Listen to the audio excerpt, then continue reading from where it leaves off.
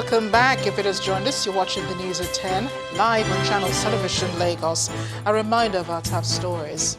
House of Representatives asks President Muhammadu Buhari to call off planned Operation Positive Identification exercise by the army to avoid creating fear in the minds of Nigerians.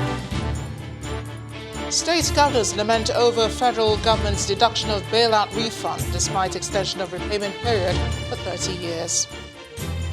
Flood sweeps over 100 communities in Adamawa State as residents cry out over release of water from Lagdo Dam in Cameroon and heavy rainfall.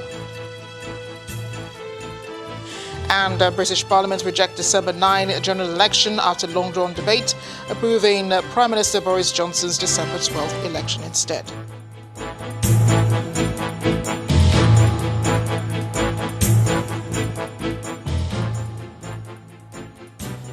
For more information on our top stories and others, please visit our website, channelstv.com. YouTube.com/channelsweb has videos of our shows. In Ogun State, Governor Dakpo Abiodun has been assessing the damage done by the recent flooding in several parts of the state. He's putting in place measures to address the concern. The Special Assistant to the Governor on Works, Mr. Ade Akinsoya, told Channels Television that apart from the reconstruction of some of the affected roads, proper drainage systems will be constructed to reduce flooding in worst-hit areas, including the Sherry North axis. Mr. Akinsoya offered this assurance when he paid a visit to the headquarters of Channels Television as part of his assessment tour of the affected areas. The amount of the rain that we've had is unprecedented. Having said that, the governor has mandated us to go all around the state. We've been to different parts of the West Senatorial District, the Central Senatorial District, and the East Senatorial District, trying to capture all the challenges we are facing in terms of bad road, in terms of flooding. So somehow they both go together. Because, as you said, when you have this type of rain and water is not going anywhere, it's standing on the road, it causes the roads to fail. So what we are doing is identify what are the issues, and we're trying to provide solutions to different types. Let me take, for example, in this, where we are right now, your street, they have drains, but they're not going anywhere. So there's so much amount you can put in that, and the water starts spilling on the road. And at the same time, people are built on the road also. On the drains. So that contributes to that. So that's part of the challenge in this area. At the same time, this is a low-level area. If you go on the Ibadan Expressway, you see that it's higher than this area. So it's like a cash basin for water. So what I'm doing right now is, I've asked some of the people in the ministry, let's go around the state, see where we have drains and where we don't have drains. What do we do? How do we channel the water through outfall to different canals? So our main goal is keep water away from the roads. We are planning big reconstruction for next year. So you see a lot of, the area, Benro, Ishasi, Magboro, Lambe, Giwokiaro, Ifo, Ota, Ijebu, they all across the whole state. You're going to see a massive reconstruction and cleaning of the drains. To legal matters, the Lagos High Court in Ikeja today ordered the Speaker of the State House of Assembly, Mudashiru Obasa, to appear before it in connection with the ongoing probe of the procurement of 820 buses by the administration of former Governor Akiwumi Ambode. The former governor instituted the suit against the Assembly to contest the constitutionality of the probe of the buses, which, according to him, were procured based on budgetary approval as part of the bus reform project of the state government. Other defendants ordered to appear before the court at 9 a.m. on Wednesday, October 30th, are the House Clerk, Mr. A.A. Sani, Chairman of the ad hoc committee set up by the House to probe the procurement, Fatai Mujid, and members of the committee. The State House of Assembly had on Thursday, October 10th, invited former Governor Akiwumi Ambode to appear before its committee, ruling that a warrant of arrest would be issued against him if he refuses to appear before the committee. Meanwhile, the Court of Appeal sitting in Enugu State has affirmed the victory of Mr. Ifeanyi Ubah as senator representing Anambra South Senatorial District, dismissing appeals by Chris Ubah of the PDP and Andy Ubah of the APC for lacking merit. Reacting to the judgment delivered by Honorable Justice Ibrahim Salawa, Senator Ifeanyi Ubah expressed his appreciation to the judiciary for what he described as ensuring that justice prevailed without prejudice. Mr. Ubah also applauded the candidates of the All Progressive Grand Alliance, APGA, Mr. Nicholas Ukachukwu, who accepted the election results in good faith and urged others to join hands towards rebuilding and developing Anambra South Senatorial Zone. Let's check in with Ibrahim Adra in our Abuja studio, who has more news right here on 10. Hi, Ibrahim. Hi, Amarachi. Let's begin from the Independent National Electoral Commission, that is INEC, which is warning its staff and political parties against any form of compromise or violence ahead of the November 16th governorship elections in Kogi and Bayelsa states. The INEC chairman, Professor Mahmoud Yakubu, is also asking them to avoid the use of hate speech, vote buying and attacks on their opponents while conducting their campaigns. He was speaking at a meeting with party leaders in Abuja, the nation's capital. It is less than 3 weeks to the November 16th governorship elections in Kogi and Bayelsa states. The chairman of the Independent National Electoral Commission, INEC, is meeting with leaders of political parties in Abuja. The focus is on a free, fair and credible elections in the two states. Addressing the meeting, the INEC chairman warns its staff and political parties against violence and compromise. Electioneering campaigns have already commenced. The Commission once again appeals to political parties to speak to your candidates and supporters and to advise them against hate speech, inciting statements, physical attacks on opponents, destruction of each other's campaign materials, and other sundry violations of the Electoral Act.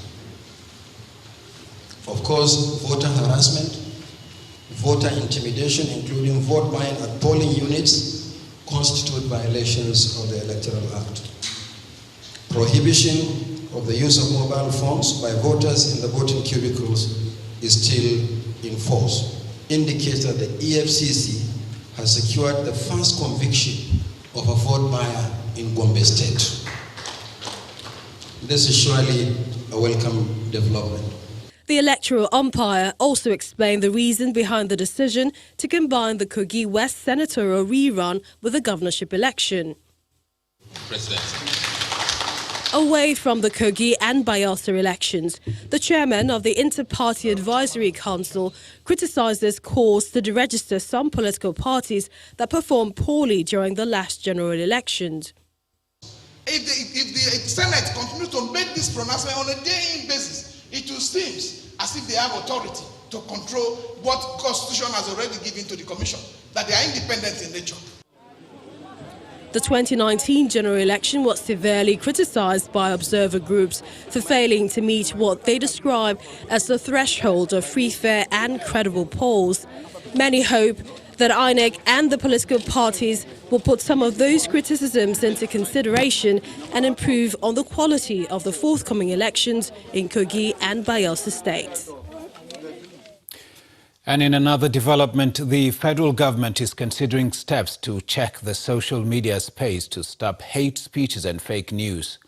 Addressing journalists in Abuja, the Minister of Information, Mr. Lai Mohammed, insists that there is no going back on the implementation of reforms in the broadcast industry. He explained that the social media space constitutes danger to the nation's unity. Earlier this month, the minister had announced an upward review of fines for breaches relating to hate speeches in the broadcast industry, as well as suspension of license of any defaulting media. Since we launched our reform of the broadcast industry, many Nigerians have reached out to us demanding that we also look into how to sanitize the social media space. I can assure you that we're also working on how to inject sanity into the social media space, which today is totally out of control. But I think it's going to a level that the government may not be able to just fold its arms and, see the country being engulfed in a war of attrition based on fake news and based on hate speech. We will not be the first country in the world to check the recklessness of the social media. The UK is doing so. Singapore has done so. And honestly, the social media as it is today constitutes a real and immediate danger to the unity of this country. So for those who want to engage in disseminating fake news and hate speech, there will be no rest for them. We will make sure that these laws are implemented and that runs foul of these new recommendations will be punished accordingly. Don Bosco Science Academy, Ekpoma, Edo State, has emerged the winner of the 8th edition of the Seplat Petroleum Development Company's Pearl Quiz, beating Penal Academy Bojubojo Delta State to second position in the finals of the event held in Benin City, the Edo State capital. The General Manager, Western Assets of Seplat, Chima Njoku, explained that the quiz project is important to the company as it helps in improving the quality of education, which Seplat is passionate about.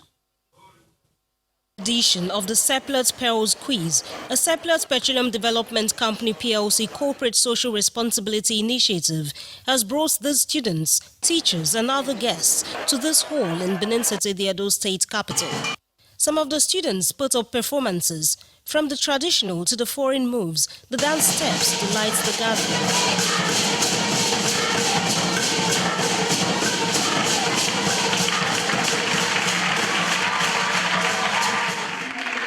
The displays gave way to the day's main business, the quiz contest.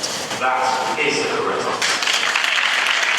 Don Bosco Science Academy, Ekpoma, Edo State, takes the first position.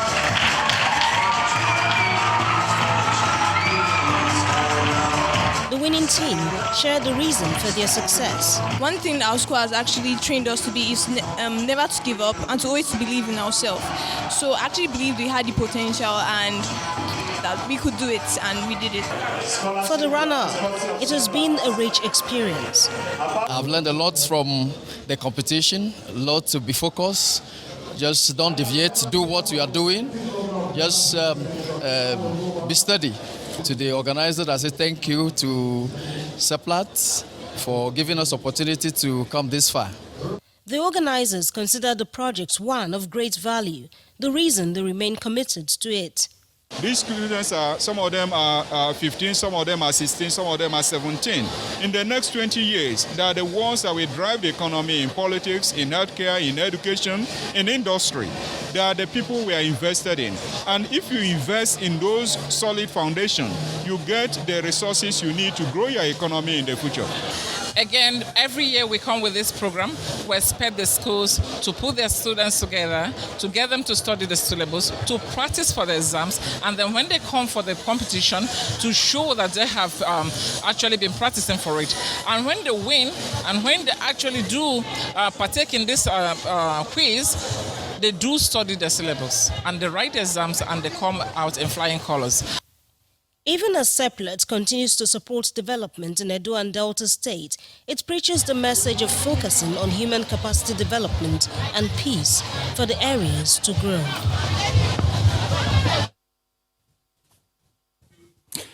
When the news at 10 returns, British Parliament reject December 9 general election after long-drawn debate. We'll bring you details of that and other international stories on around the world in 5. That's after the break. You'll join us again.